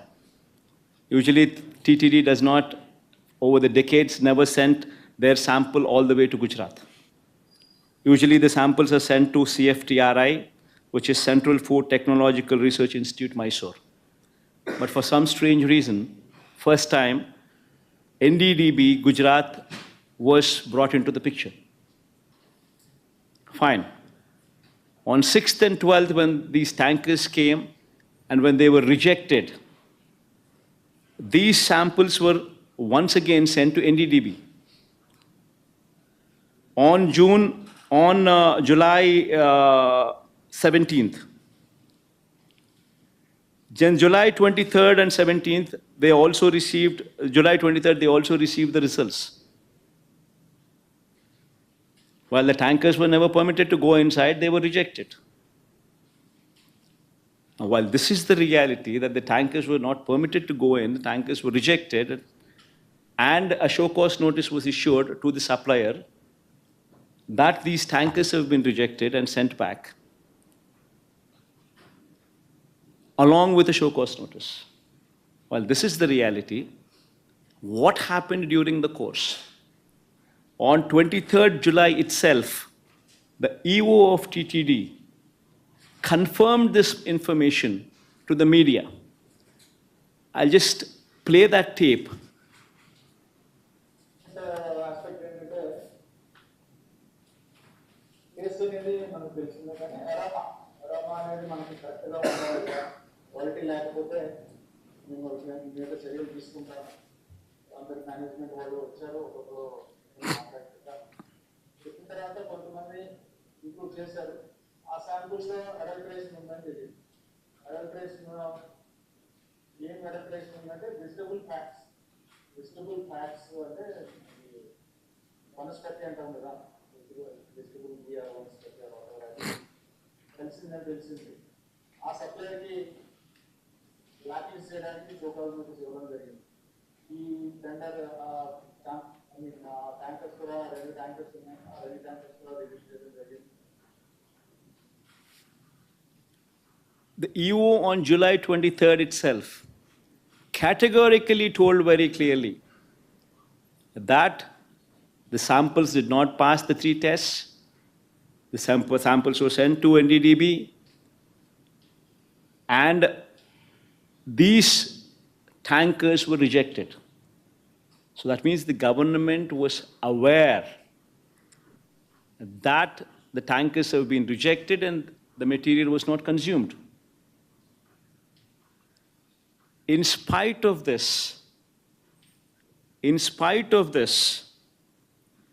on September 18th,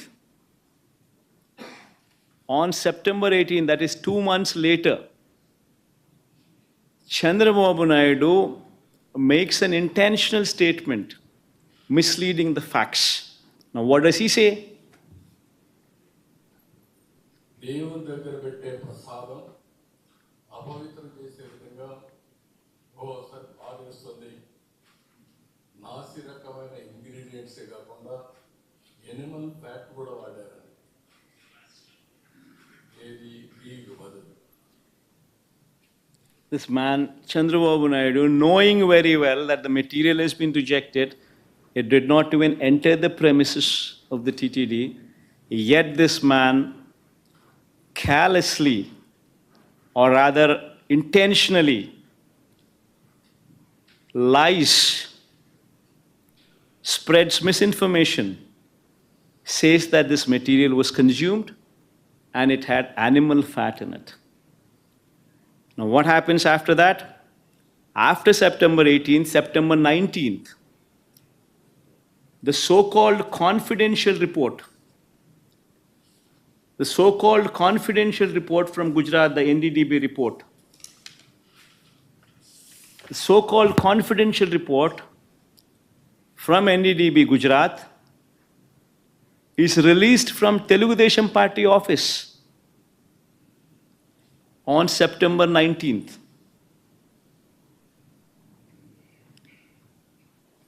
And even in that report, there is a disclaimer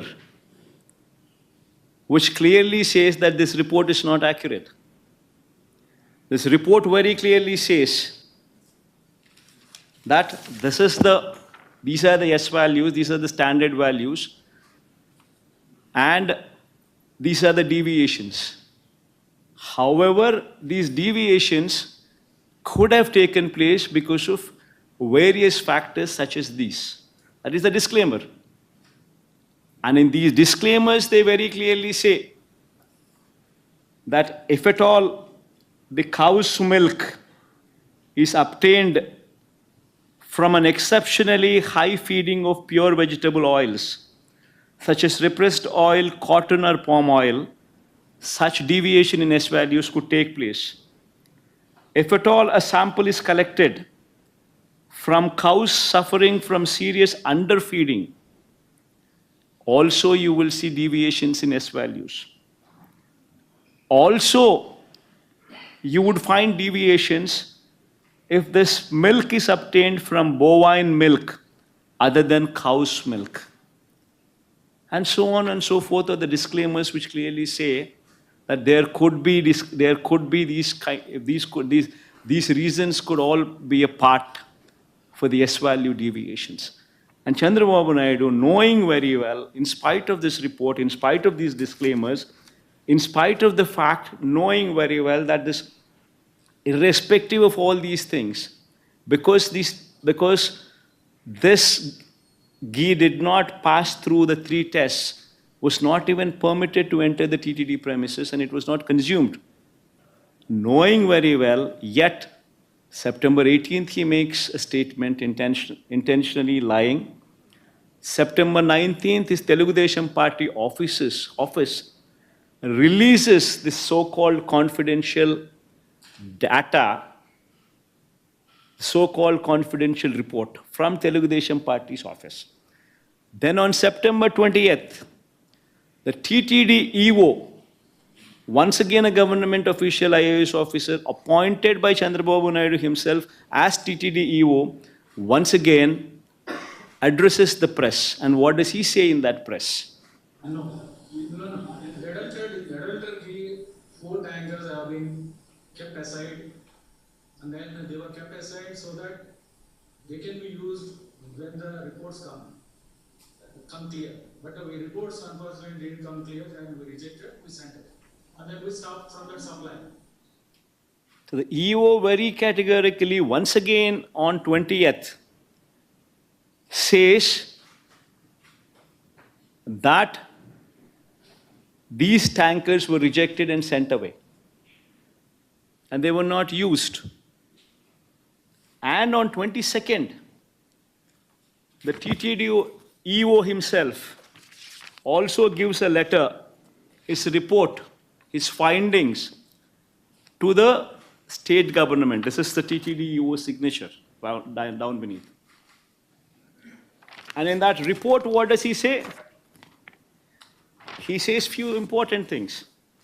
He says he was selected through e-tender, started supplying from 12th June.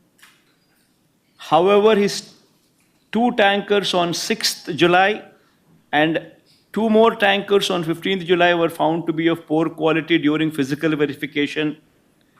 Accordingly, all the 4 samples were sent to NDDB lab, Anand, Gujarat, confidentially, I repeat this word confidentially for testing its quality. Confidentially. Then he further goes on to say, the adulterated cow ghee tanker supplied by the dairy was returned back and stopped further supplies. And a show cause notice was issued to them. So he once again reiterates his stand, reiterates and says the facts that these 4 tankers were rejected, they were not permitted to go inside, and they were not consumed. And yet, in spite of this, on September 22nd, once again, Chandrababu Naidu goes ahead and once again lies. ఇక్కడికి వచ్చినప్పుడు 4 tankers, అప్పటికే 4 tankers వచ్చేసాయి, దాన్ని వాడారు. On September 22nd, he once again reiterates his lies and says that this impure ghee was consumed.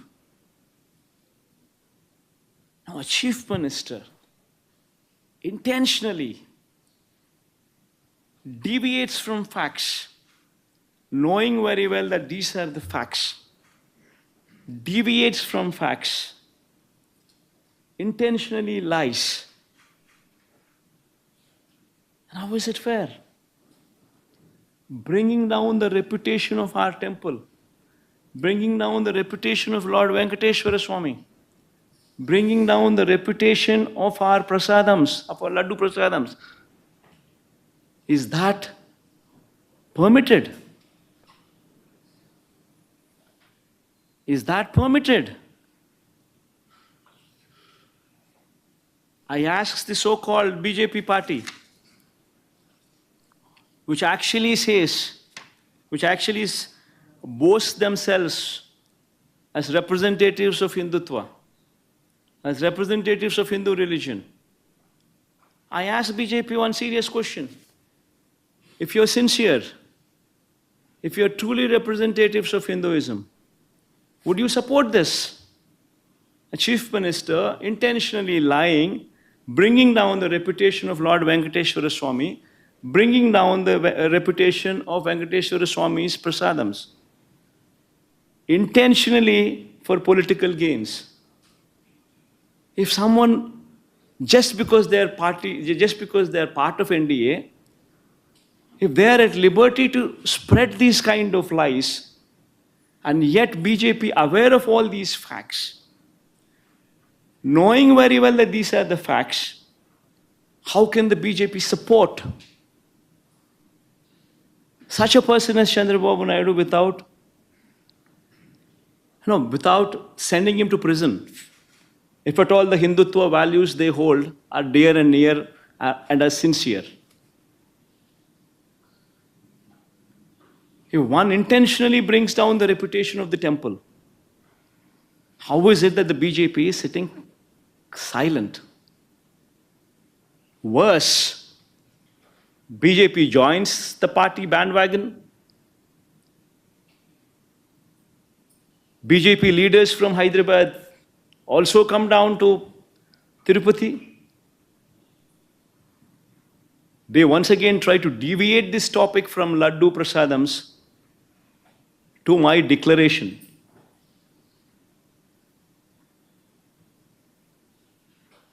I seriously ask, all these people I ask, repeatedly these people say, what is my religion? I tell all these people, you want to know my religion? It's not new. Everybody in Andhra Pradesh knows who I am. Everybody in Andhra Pradesh, everybody in this country everybody knows who I am.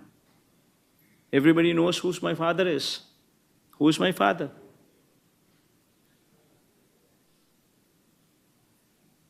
Everybody also knows how many times I've been to Tirumala Tirupati Devasthanam.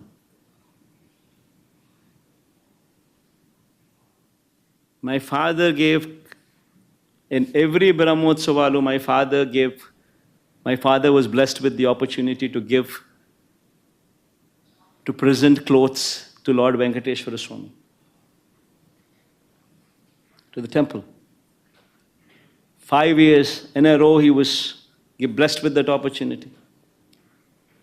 Even before I became the chief minister, several times I had visited Tirumala Tirupati Devasthanam. Even before I had started my Padayatra, I took Lord Venkateshwara Swami's blessings before I started my Padayatra also. And even after my Padayatra, the conclusion, I had actually walked all the way to the top of the mountain, taken his blessings before my Padayatra could conclude. And later I became the chief minister. And 5 years, every Brahmotsavalu, I was blessed with the opportunity to present the clothes. Why is it that my religion was not questioned then? Why is it that my declaration was not a question then? I accompanied the Prime Minister. I accompanied all these people. The President. I accompanied the Chief Justice. I accompanied the Prime Minister. Why was it not a question then? I ask one simple question to everybody. In fact, this is the Constitution of India. According to the preamble, India is a sovereign, socialist, secular, democratic republic. This is the Constitution. And I say, what kind of country are we living in? That a person visiting the temple needs to disclose his religion before he is permitted to enter the temple. What kind of secularism is this? What kind of a secular country are we living in? I ask everybody. And if somebody were to ask what my religion is, I once again reiterate to everybody. In between the four walls in my house, I read the Bible. But when I go out of the house, I am a Hindu, I am a Muslim, I am also a Sikh.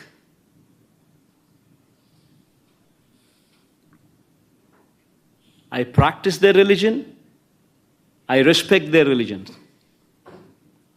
I am an Indian.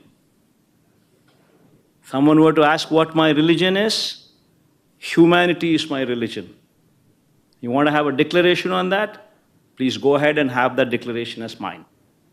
Humanity is my religion. One should seriously start contemplating as to where they stand on secularism, what this country stands for. If someone like me who was served as a chief minister is given these kind of notices,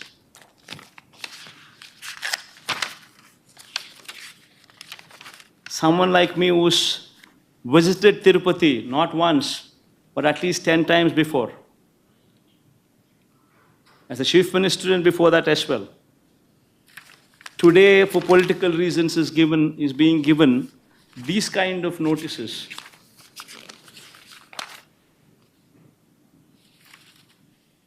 Barring somebody from entering the temple. Well, what about the poor? What about the Dalits? Can they enter these temples? What kind of a message are we sending? What is BJP doing about it? Is this what they stand for? Right in front of their eyes, glaring evidence of Chandrababu Naidu misusing his power, bringing down the reputation of our temple, bringing down the reputation of our prasadams, intentionally lying for political gains, and yet that person is permitted to go scot-free. BJP does not do anything about it, and yet they say they are representatives of Hindutva. Hindutva stands for humanity. This is the first thing what anybody should understand. I think I rest my case here. Sir, declaration ఇవ్వాల్సి వస్తుందని మీరు వెళ్ళలేదా తిరుమలకి, లేకపోతే ఏమైనా దాడి జరుగుతుందని మీరు వెళ్ళలేదా? ఈ మాదిరిగా అందరికీ నోటీసులు ఇచ్చి, ఈ మాదిరిగా నోటీసులలో వాళ్ళు రాసినది కూడా నేను చదివి వినిపించే కదమ్మా. ఏమని రాసినారు ఈ నోటీసులో? వాళ్ళు రాసినది 27/9/24 తేదీన రాజశ్రీ మాజీ ముఖ్యమంత్రి వర్యులు శ్రీ వైఎస్ జగన్మోహన్ రెడ్డి గారు తిరుమల తిరుపతి సందర్శన ఉన్నందున సదరు కార్యక్రమానికి అనుమతి లేనందున మీ ఆధ్వర్యంలో కార్యకర్తలతో మరియు మీ సొంత వాహనాలతో బయలుదేరి తిరుపతికి చేరుకొని వారు నిర్వహించే కార్యక్రమంలో పాల్గొంటారని సమాచారం. కావున అనుమతి లేని పైన తెలిపిన కార్యక్రమం యందు పాల్గొనటం చట్టరీత్యా వ్యతిరేకమని తెలియచేస్తూ ఇస్తున్న notice. This is what these notices are. Now you tell me, ఒకవైపున మా వాళ్ళందరినీ ఈ మాదిరిగా అందరికీ నోటీసులు ఇస్తున్నారు, చట్ట వ్యతిరేక కార్యక్రమం కింద కేసులు పెడతామని అంటున్నారు, చట్ట వ్యతిరేక పని, చట్ట వ్యతిరేక కార్యక్రమం అని చెప్తా ఉన్నారు.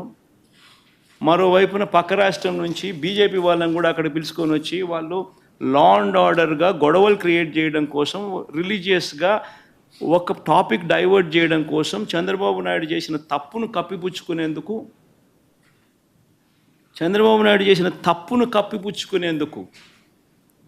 టాపిక్ డైవర్ట్ చేసేందుకు, డిక్లరేషన్ అనే టాపిక్ ద్వారా రాజకీయంగా టాపిక్ డైవర్ట్ చేసేందుకు, గొడవలు క్రియేట్ చేసేందుకు పక్క రాష్ట్రం నుంచి బీజేపీ వాళ్ళని పిలిపిస్తాడు, వైఎస్ఆర్సీపీ వాళ్ళని ఎవరిని రాకుండా చేసే కార్యక్రమం చేస్తున్నాడు, పోలీసులను మోహరిస్తూ ఉన్నాడు. నేను అక్కడికి వెళ్ళి ఈ టాపిక్ డైవర్ట్ అయ్యేట్టుగా చెయ్యడం ఇష్టం లేక, వెంకటేశ్వర స్వామిని ప్రేమించే వ్యక్తిగా, గౌరవించే వ్యక్తిగా టాపిక్ డైవర్ట్ కాకూడదు అనే ఉద్దేశంతో తిరుమల తిరుపతి లడ్డును చంద్రబాబు నాయుడు ఏ రకంగా అగౌరవపరిచినాడు, తిరుమల తిరుపతి వెంకటేశ్వర స్వామిని చంద్రబాబు నాయుడు గారు ఏ రకంగా అబద్ధాలతో అవమానించి అగౌరవపరిచాడో, ఆ చేసిన ఆ తప్పు సాక్ష్య ఆధారాలతో సహా బయటికి కనిపిస్తూ ఉన్న ఈ సత్యం బయటికి రావాలి. చంద్రబాబు నాయుడు చేసిన ఈ పాపం కడగబడాలి.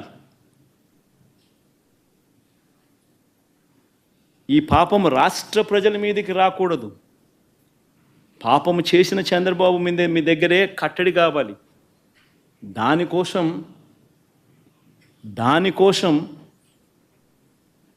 టాపిక్ డైవర్ట్ కాకూడదనే ఉద్దేశంతో నా పర్యటనను పోస్ట్పోన్ చేస్తూ ఉన్నాం. రాష్ట్ర వ్యాప్తంగా ఉన్న ప్రతి వైఎస్ఆర్సీపీ అభిమానించే వాళ్ళే కాదు, రాష్ట్ర ప్రజలందరూ కూడా, రాష్ట్ర ప్రజల శ్రేయస్సు కోరే ప్రతి ఒక్కరూ కూడా, అందరినీ కూడా నేను కోరుతా ఉన్నాం, మీ ప్రాంతాలలో, మీ నియోజకవర్గాలలో, మీ గ్రామాలలో, మీ గుళ్ళల్లో పూజలు చేయించండి. చంద్రబాబు చేసిన ఈ పాపం వల్ల వెంకటేశ్వర స్వామి కోపం వచ్చి రాష్ట్రం మీద చూపించుకోకుండా ఆ కోపం కేవలం చంద్రబాబు మీదకి మాత్రమే చూపించే విధంగా పూజలు చేయండి అని కూడా అందరినీ కూడా అడుగుతా ఉన్నాం. సార్, ఇప్పుడు ఎందుకనంటే జరిగినది ఘోర అపచారం. వెంకటేశ్వర స్వామిని పలచన చేస్తూ, వెంకటేశ్వర స్వామి ప్రసాదాన్ని లోకువ చేస్తూ, జరగనది జరిగినట్టుగా, అనిమల్ ఫ్యాట్ వాడనిది వాడినట్టుగా, ఆ లడ్డూలు డిస్ట్రిబ్యూట్ చేసినట్టుగా ఘోరమైన అపఖ్యాతి వెంకటేశ్వర స్వామి గుడికి ఆపాదిస్తూ ఉన్న చంద్రబాబు నాయుడు అబద్ధాలు ఆడుతూ ఇంతటి ఘోరం చేసిన వ్యక్తి, ఈ పాపం కడగబడాలి.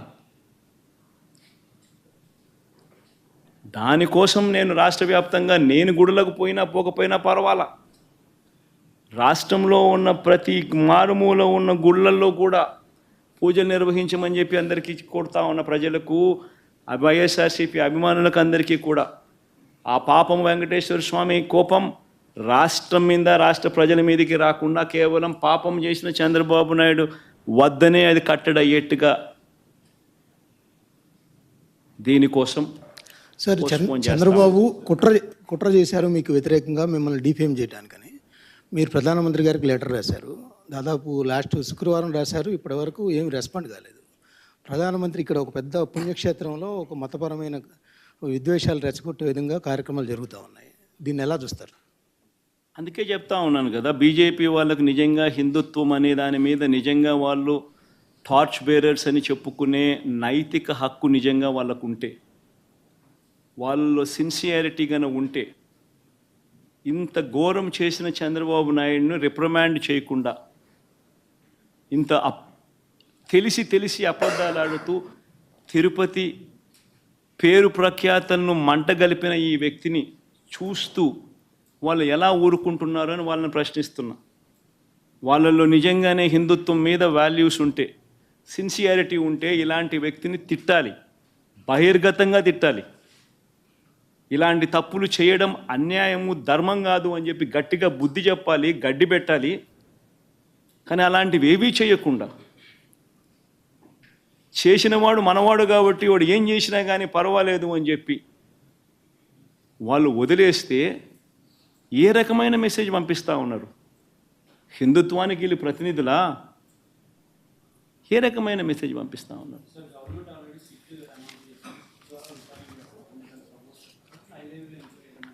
ఇంతకుముందే చెప్పే కదా దుర్గా, అసలు సిట్ అనేది ఏమిటి? కళ్ళు ఎదుటే కనిపిస్తూ ఉన్నాయి సాక్ష్యాలు, ఆధారాలు. ఆయనే తప్పు చేస్తాడు, ఆయన చేతుల్లో ఉన్న అధికారులతో సిట్టేస్తాడు. అది ఏ రకంగా ఆ సిట్టు వల్ల న్యాయం జరుగుతుంది? కంటికి కనపడతా ఉన్న సత్యాలు ఇవన్నీ కూడా, తప్పు చేసినాడని కనిపిస్తూ ఉన్న సత్యాలు కూడా. ఇవన్నీ నేను చెప్పినటువన్నీ కూడా వాళ్ళ ఈవో ఇచ్చిన స్టేట్మెంట్లు కానీ, వాళ్ళ ఈవో ఇచ్చిన వాళ్ళ రిపోర్ట్ కానీ, ఇవన్నీ ఏంటివి? కళ్ళ ఎదుటే కనిపిస్తూ ఉన్న సాక్ష్యాలు. ఇంకా సిట్ ఏంది, ఇంకోటి ఏంది, మన్నేంది? కంటికి కనపడడం లేదా? చంద్రబాబు నాయుడు అబద్ధం అన్నట్టు, చంద్రబాబు నాయుడు అన్యాయం చేసినట్టు. చంద్రబాబు నాయుడుకి ఇప్పుడు జరగాల్సింది ఏమిటి అని అంటే, ఇలాంటి ఘోరమైన తప్పులు చేయకుండా తిట్టుబడాలి. మతాన్ని, దేవుడిని రాజకీయాల్లోకి తీసుకొని రాకూడదు అన్న బుద్ధి జ్ఞానం చంద్రబాబు నాయుడుకు పడాలి. అది సుప్రీంకోర్టుల దగ్గర నుంచి పడాలి, ప్రధానమంత్రుల దగ్గర నుంచి పడాలి. అప్పుడే ఈ మనిషిలో జ్ఞానోదయం చెంది కొద్దో గొప్ప మార్పు వచ్చి ఈ మాదిరిగా మన గుడులను, మన పరువును, మన ప్రతిష్టను, మన ప్రసాదాన్ని మనమంతట మనమే పెంచుకోవాల్సింది పోయి, గొప్పగా చెప్పుకోవాల్సింది పోయి, ప్రసిద్ధి ఇంకా పెంచాల్సింది పోయి, మనమంతట మనమే మన గుడిని, మన ప్రసాదాన్ని, మన ప్రతిష్టను మనమే ప్రపంచానికి పలచన చేసి చూపించుకుంటా ఉన్నాం. ఇదెక్కడ హిందుత్వం అండి? ఇదెక్కడ హిందూయిజం అండి? హిందూయిజం అంటే ఇదే, మన దేవుని మనం తగ్గించుకోవడం,